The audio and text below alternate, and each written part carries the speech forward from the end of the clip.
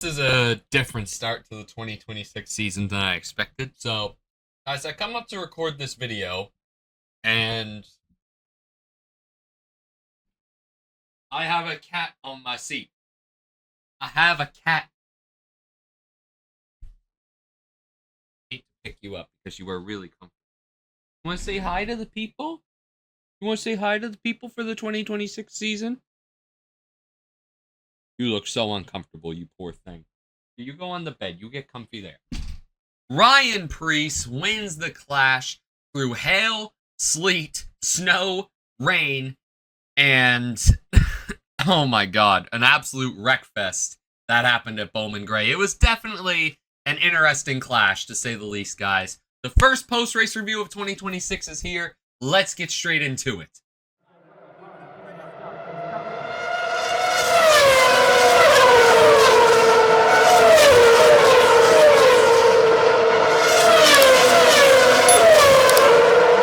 What's going on, ladies and gentlemen? Welcome back to a brand new episode of the NASCAR Post-Race Reviews 2026 edition, baby! Come on, we so back, we so back, we so back, na-na-na-na-na, oh, we so back.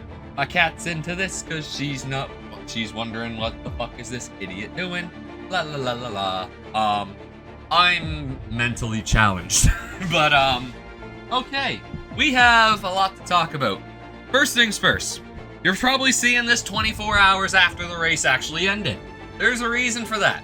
The race ended at fucking 11 o'clock here, and I had to get to bed to go to work the next morning. That's what happens when you run a race on a goddamn Wednesday night. Friggin' NASCAR screwing over us content creators. But, anyway. We diverge. I am on a very full stomach, and I don't know why there's so much friggin' dirt on my pants. I mean, I was out moving trucks and cars in snow today and driving them around, but anyway, what can you do? As you can see, guys, I'm wearing this shirt, Preece and Briscoe. Definitely worn intentionally today. This is actually a custom shirt I got made. Have a look at the back of this thing. Hey! Shake and bake! Fucking big. My cat is looking at me like I am retarded, bro. I mean, I am, but this poor thing. I wish I could move my webcam over so you guys can see her. She's a beautiful little cat, and I love her to death, but she's a bit of a character, I can tell you guys that much. She loves to hunt, so you guys want to hang around my cat, give her something to hunt. I didn't get to watch any of the LCQs. I wasn't at work for this. I was actually at boxing doing my training. If you guys don't know, that's how I keep my shape, you know? I mean, that's how we stay ripped. I honestly don't look that ripped right now. I just look like a pale mess. This video is going completely off the rails, so I didn't get to see many of the LCQs or any practice or anything. So, I'm just gonna briefly recap what the NASCAR Twitter page has up. I see Josh Berry won his race in his LCQ. He went to the Clash. I know Bowman got a provisional. Corey LaJoie gave Austin Cindric a thumbs up. I don't really know why. Okay. Corey, oh, I thought he was just being sarcastic, but Corey LaJoie puts, what a battle. It was fun to be in the fight. He came up one short. Oh, yeah, that's right, because Cindric did make the race, too. But, yeah, cool pre-race promo to start the race. The green flag was out. Larson took the green flag, and we were underway in the 2026 season. I'm sorry, guys. I didn't have any other time to record this video. It's 9 o'clock at night. I'm recording. 9:30, actually. And I still got to make a good amount of shorts after this, too, which is freaking annoying, but at least it's not a big week for it, thank God. I mean, I just gotta make a couple of Super Bowl stuff. But yeah, it was definitely some interesting moments throughout the race. I'm trying to think. The first 100 laps or so were honestly fairly clean. Like, it didn't seem too bad or too aggressive. There were a couple bumps out of the way. There was one incident I remember where Suarez and Bubba, well, this was at the halftime caution, is what I like to call it, where Suarez and Bubba were giving each other the bumper, rubbing each other in the grass. Daniel Suarez now in the 7. That's going to take some getting used to. But, yeah. Other than that, I mean, Hendrick dominated the show early. Chase Briscoe was the one who was able to drive up into the mix and get past guys. Get past the Hendrick guys. He controlled a lot of this race. I think the 19 had the best car today. Oh, yesterday. Then the halftime break happened. And weather. Weather definitely arrived. My God. Literally the first lap. They didn't make it a single lap under green flag. I mean, he did have a decent race, but I don't know what Connor Zillage was doing there. Denny Hamlin clearly had the corner, and Connor Zillage just was like, I'm going to take that spot, bro. That's me. Bit of a rookie error from Connor Zillage, if you ask me. I mean, I'm very excited to see Connor Zillage in Cup, especially when we get to Circuit of the Americas. I'm really interested to see what he can do. Honestly, I'd take Connor Zillage to win COTA. I'd take Zillage to win COTA over SVG, but this is a topic for the podcast or another day. Touchdowns and Track Limits. Great podcast. I highly recommend you go watch it. But, yeah, literally first lap, bunch of cars went around. Zillage sent it on Hamlin, who got on the Larson. Priest actually was around in this wreck. I completely forgot about that. There were a lot of incidents earlier in the race, too, where Ryan Blaney got involved in some wrecks, as I pick my nose for some stupid reason. Yeah, it was an incident-filled race, man. I will say, this is going to be a relatively short post-race review, just because I need to get this video up. I need to do more stuff. I need to get to bed and hopefully get at least 6 hours of sleep before I have to get up tomorrow. 6 a.m. wake up. Yay! Lovely, lovely, lovely, lovely. Jesus Christ. What a life I live. What a life I live.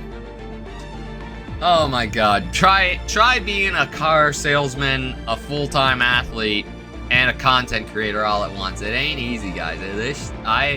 Unless you are dedicated, this shit is not easy. I will tell you that much. But honestly, as the race got on and the wet weather came, the road course guys really shined. Like Zillage and SVG were both running consistently in the top 5 on an oval.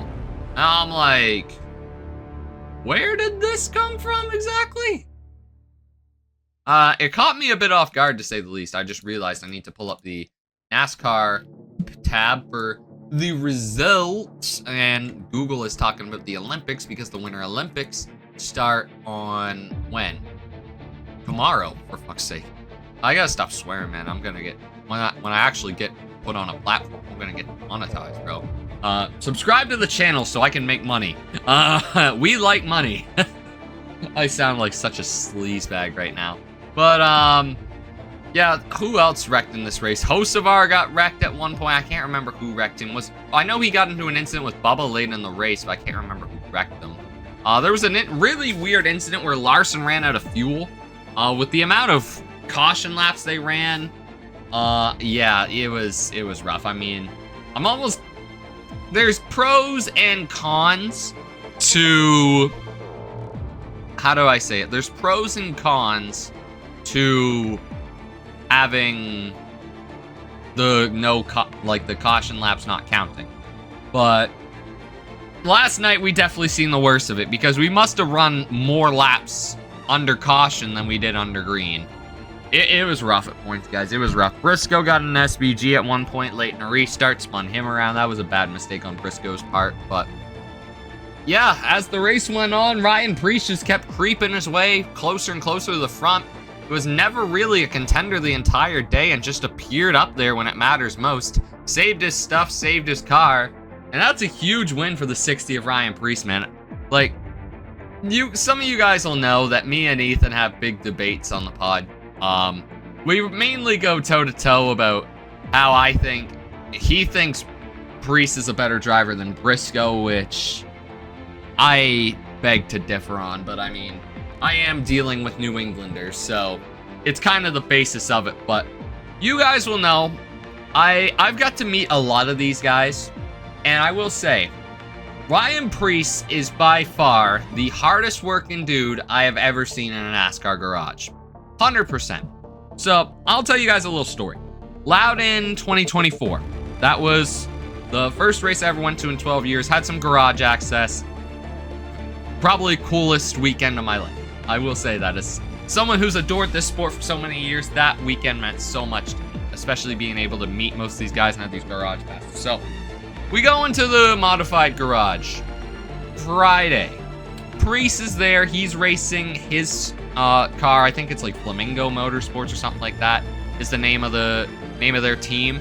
But they, like, my man's is moving the car basically by himself, carrying jugs of ice and doing all this stuff while his guys work on the car.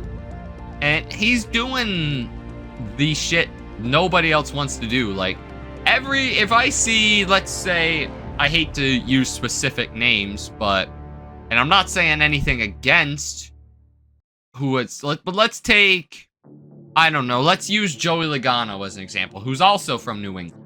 Both of them are from the state of Connecticut, ironically enough.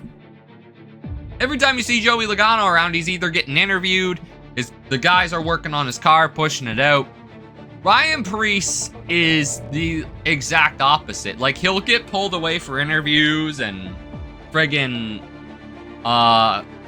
like interviews, and I don't even know how else you could say, like, media obligations, all that kind of stuff. And he's always there working and doing his part for his team. Like, he is by far the most respectable, hardworking man in that garage. And this right here shows that good things happen to hardworking people. That's exactly what I'm gonna title this video.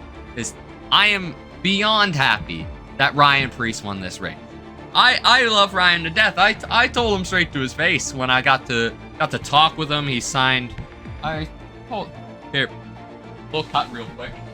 So yeah, this is an autograph I got from Ryan Priest. He drove the Mohawk 41 when I met him. This was his last year at Stewart Haas Racing. From Berlin, Connecticut, resides in Kannapolis, North Carolina, born October 25th, 1990, which is actually the day I saw my first NFL game where his New England Patriots beat the shit out of my Cleveland Browns. Anyway, put that back. But yeah, like, I just gotta say, I told him straight to his face. I'm just like, Ryan, man, you are by far the most hardest working person in this garage. And I mean, I don't know what he thought of that himself, but the look that he gave me, it sounded like he really appreciated to hear that. Because I mean, like everybody else I seen, I never saw one person working on their cars. He would help his cup team. He would help his modified team. He did the track walk that day. He took a bunch of people out, walked the track. Like, Priest is just such an outstanding guy. One of the most respectable people in any sport at all. And he's one of those guys that you just can't not root for, in my opinion. No matter where you're from, if you don't, I question your morals as a human being if you can't not like Ryan Priest. That's literally how I feel about this, is that I do love Ryan. He's a one-of-a-kind kind of person, and yeah, it's just a special moment for Ryan Priest, guys. And I think we all need to appreciate that. He deserves his flowers, 110%. Priest deserves his flowers, and all New England is going to be over the moon, especially the ones in the racing community.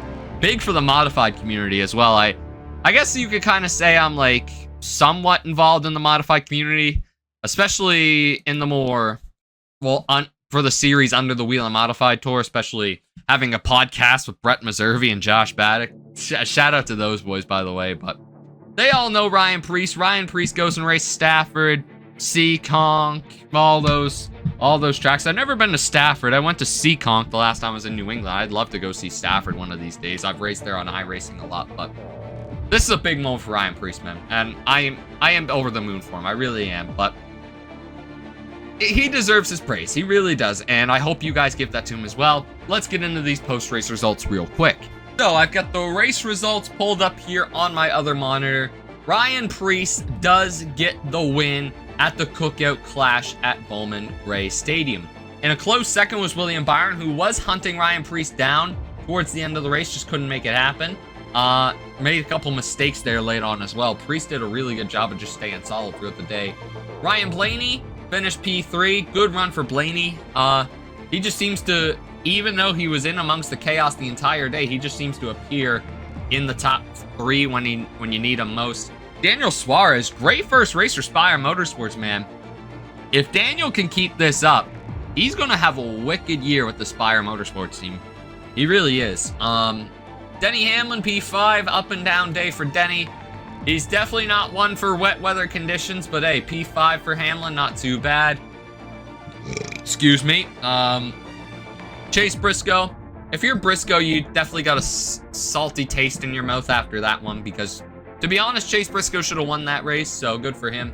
I don't know how the hell Austin Dillon finished 7th, but hey, good for him. Chris Buescher, P8. Nothing wrong with that for RFK. Chastain, P9. Not a bad run for him either. He was just kind of there the whole race. And Jesus, my monitor's so bright that I can't even see the 48 for Alex Bowman on this. But P10 for him, that's not a bad run for him. Joey Logano, P11, followed by Josh Berry. Bell was really the worst of the Gibbs cars. That was crazy. Ty Gibbs was up there leading laps there for a bit, especially before halfway. Carson Hocevar had a great clash up there, led some laps. He did really well. Kyle Larson had a great beginning of the race. Obviously, the fuel issue ruined their day. Same with Chase Elliott. Connor Zillage was doing really well, especially in the beginning. An unfortunate result for Connor. Kyle Busch was there. To be honest, I was just happy that he made the race. Shane Van Gisbergen had a great day going until he got that incident with, what's his face? Briscoe. Cindric, just kind of there. And Ruffgeo for the 2311 guys as they finish 22nd and 23rd. All right, let's get into your driver of the day from Bowman Gray Stadium. All right, my driver of the day from Bowman Gray Stadium. Part of me, I'm doing it because he deserves it, and I also want to do it to piss Ethan off. But the best driver of the day, who wasn't the winner of Ryan Preece, that is the objective of this series. This segment for me is to highlight someone who had the best, highlight the guy who had the best day besides the guy who won. And for me, that was Chase Briscoe. Shake and bake. I need to buy Ethan one of these shirts. I should steal the one I gave to Kale and give it to him. But anyway, yeah, Briscoe had the best card. Just couldn't really close it out, unfortunately. Car went away late. Yeah, things happen, unfortunately, and just the chain reaction of events did not fall in Chase Briscoe's favor. But in my opinion, he had the smoothest, apart from the Van Gisbergen incident, the cleanest race, controlled the race, held a great pace, and I'm really excited to see what him, James Small, and the 19 team can bring this season. But anyways, let's get on to the Skyler scale, the first Skyler scale of 2026, baby. Let's get it. Alrighty, guys. So for the clash at Bowman Gray Stadium, I am going to give the Bowman Gray clash. This is an interesting one. What will I give this? I feel I want to give it an 80 because, especially for the first half, but I think the second half of the race just ruined it. I think like how many caution laps just really killed the vibe. Luckily, I started the race late so I could skip through all the commercials and all the boring caution laps. I mean, all that really was a phone break for the average viewer anyway, but I think a 75% is fair. It wasn't a bad race by any means. It just could have been better. And I mean, it wasn't anything that the track could have done or the officials or whatever. I don't know. It's just the way things fell and guys got aggressive and weather drew unfortunate circumstances. And props to the the track team and everybody who worked to get that track clean at Bowman Gray Stadium. I think they could have ran that race Monday or honestly Tuesday night would have been a great night for me to have it done, but is what it is. I thought it was a decent showing. I think they did a good job, and yeah, I think a 75% is a fair score for this segment for Bowman Gray.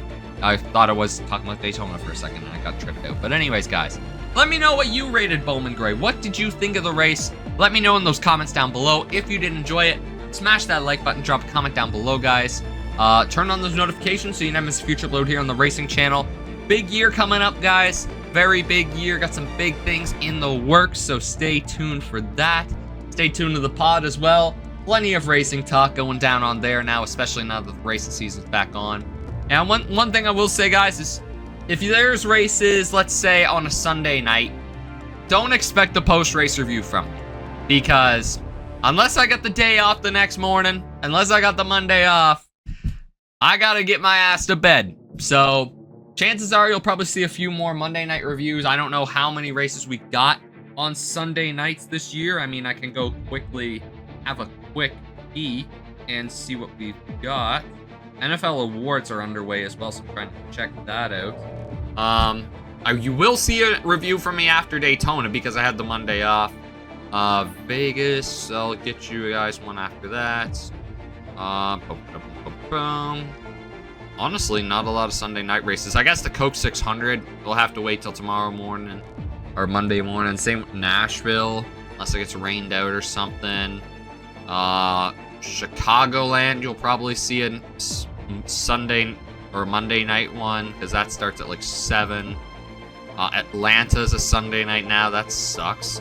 I was hoping they'd keep that on a Saturday. I like that, but yeah, there's only a couple weekends throughout the year we have to worry about. Maybe Vegas, but I mean, that should be getting over at 10. I feel like I could manage Vegas. If it gets over before like 10 o'clock Atlantic time, I feel like I could manage it, but yeah, just make sure you guys are aware, right? I just want you guys to be aware of what could happen. My cat is giving me the death stare right now. Now she's not. She heard a noise. You gonna go hunting? Not yet. But anyways, guys, thank you for watching once again, and I will catch you Sunday night after the Daytona 500. Woo-hoo-hoo-hoo, baby, fire me up, son. I'll catch y'all then, but until then, guys, take care and police.